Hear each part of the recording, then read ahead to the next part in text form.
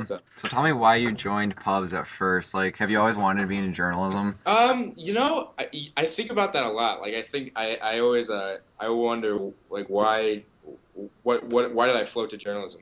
And I really do think it was just about being able to. I think what I love about journalism still is really why I went to it in the first place, and that's because of the people. Uh, you know, I think uh, I think I was just attracted to writing about the people that I saw around our school, and I went in to introduce myself to Mr. Brown, and he was good enough to give me a shot. I didn't get recruited like a lot of other people did. So tell me about that first year of like you on the staff. How did you get into the flow of things? I remember when I first walked into that class. There's Mr. Brown's Play Like a Champion thing, and just all these, just really, I mean, he has quite a chaotic wall there, if you haven't noticed. And I think a lot of it, I was overwhelmed by a lot of it, and the people around just seemed, I felt far intellectually inferior to a lot of the people around. Um, so I guess that was my initial experience with it. Just very intimidated by it all. Um, and then I had there were some good people around me that first semester. It was my second semester of my sophomore year, and they really helped me transition with it. Um, so it worked out swell. Who were some of those good people that Yeah. helped you out? Well, Steve Newton was the sports editor at that time. Dan Pierce, you can ask him about it. He uh, Mm. he sort of took me under his wing, I guess. Um, and he was kind of the guy I went to and asked about the program in the first place. Just about how things went. So definitely him, and I made a lot of new friends. Amanda Svoboda, Megan Flynn. Um, so it was like it was a really interesting experience, and I guess as Mr. Brown would say, I turned into a real pubs kid. So when you got chosen as editor, what did you want to do with your section, like junior year? What did you want to change? Um, I wanted bigger features. That's I guess me, right, the feature guy. Um, I wanted that, and I wanted greater significance to the sports section. I came in and I wanted that back page because I felt like, sports is important. People should know about sports. People should know about the lives of student athletes, and the things that they go through. Um, so that was a lot of it. And I had, at the same time, I understood that, not everyone was in the school are sports people, but I didn't think that should stop them from coming to from coming to the sports section. I wanted content that could attract um, a wider range of audience. What did you think of your Chiefs when you were in pubs? What did you think of Alex?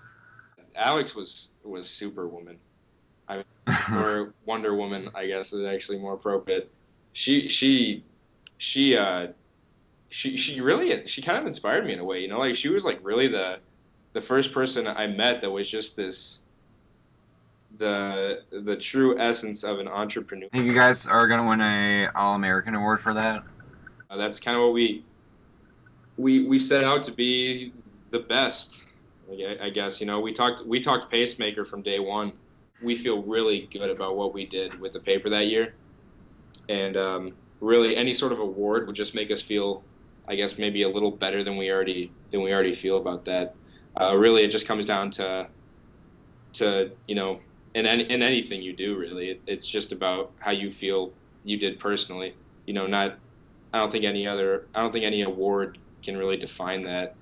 Um, it can just boost morale. With a pacemaker, a big thing is design. So tell me about how you did designing the paper. You look at what I did the first issue, I was just a wreck. I've just gradually sort of grown with it.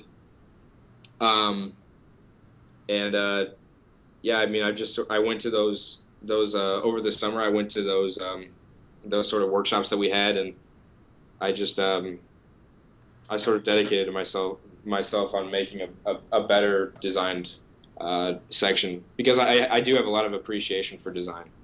Um, and that's always been something that's been important. How do you think you've grown writing wise from that sophomore year all the way towards now? I've grown a lot, and that's just because of what Brown has always inspired us to do by showing us what writers at The Voice have done before. And for me personally, it was a lot of just I put it on myself to be better. I think it was after my sophomore year. I think that's when I knew, like, all right, I'm going to do this. I think this is what I want to do. And I just read and read and read, and I challenged myself with I think some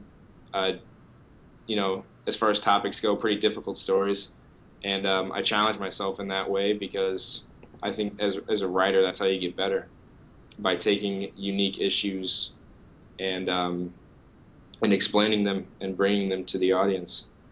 So I think that's one way I've improved myself, by just doing that, by taking on different sorts of stories, and just learning. Just Are there any specific writers that you like look forward to and like aspire to be like?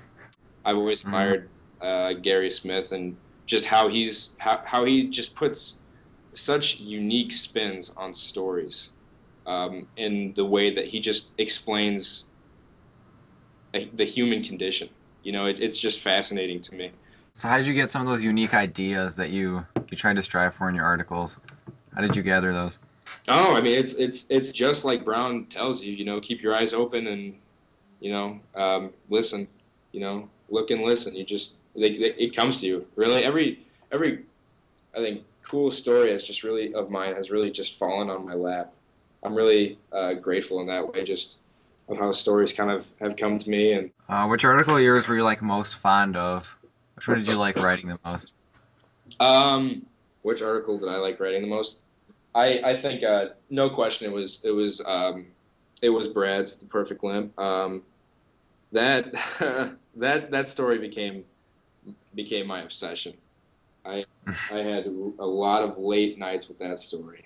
Um, I'd go to bed and I'd think about the things that I wrote that day, just the things that I put into the draft, and like I would reread, like those sentences would just kind of like float around in my head, like I'd think about how I wrote things, and yeah, I really wanted to do a good job with that piece.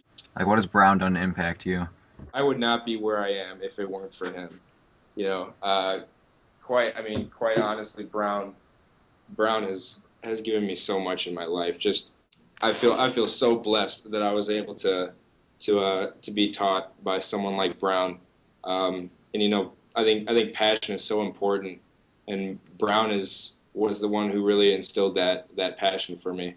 And really sort of, I guess, and that this passion has given me sort of um, sort of like a guide in life. It's given me a direction of what I want to do, and I owe that to Brown. He got me to Mizzou. Quite frankly, that's how I feel. I can't say enough how blessed I feel to have Dennis Brown in my life. So What kind of an impact do you think you left on The Voice? I hope that writers coming up can see the kind of transformation that I made, and can see that they can do the same, in just throughout their careers.